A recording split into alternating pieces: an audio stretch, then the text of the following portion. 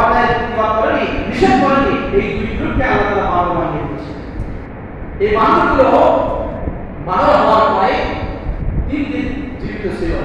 বানর হওয়ার পরে কয়দিন জীবিত ছিল? 3 দিন জীবিত ছিল। 3 দিন থাকার পরে তারা এই মানুষের সাথে কথা বলত। মানুষের সাথে কথা বলতে কিন্তু দেখতে পারো একটা করে লেজও পেছনে আছে। শিশুরা যারা ওই গ্রুপের মধ্যে ছিল তারা ছোট বানর হয়ে গেল। যারা বুড়ো লোক তাফসীরের কিতাবের মধ্যে এসেছে তারা বানর অথবা শুকর পরিণত হয়ে গেল। এরপরে যারা যুবক তারা বানর হয়ে গেল।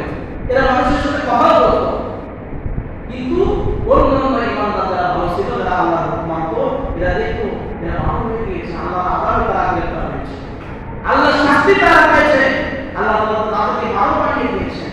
তারা লজ্জিত হতো, লজ্জা পেত, আল্লাহ তাদেরকে বানর বানিয়েছেন। কান্না করতে করতে এই নাক মাটির সঙ্গে সাজদাতে তারা 3 দিন আযাব ভোগ করতে করতে 3 দিনের মধ্যে তারা দুনিয়া থেকে বিদায় হয়েছে।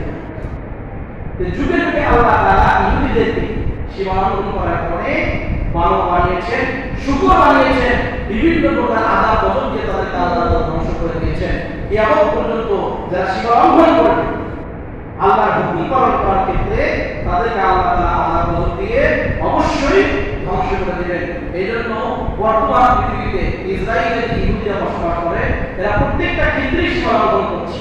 এই কয়েকদিন আগে আবার শিখে তারা হামলা করছে। যেখানে মুসলমান পাচ্ছে সুযোগ পেলে তারা সেখানে হামলা করে মুসলমানদেরকে হত্যা করার চেষ্টা করছে, মুসলমানদের ক্ষতি করার চেষ্টা করছে, ইসলাম ধর্মের ক্ষতি করার চেষ্টা করছে। তারা প্রত্যেকটা ক্ষেত্রে সীমালঙ্ঘন করছে।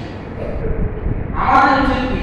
সতর্ক থাকা, ঈমানের উপরে, তাওহীদের উপরে, একাত্মবাদের উপরে, নিকাহের উপরে, ইসলামের উপরে আমাদেরকে প্রতিষ্ঠিত থাকতে হবে। যদি আমরা তাদেরকে আমাদের দেখে, তাদের শক্তি দেখে, যদি দাজ্জালি শক্তিকে দেখে আমরা দুর্বল হয়ে যায় যে তারাই মনে হয় অনেক শক্তিশালী, তারাই মনে হয় খোদা, এগুলো বিশ্বাস করলে আমাদের ঈমান আমল কিছুই থাকবে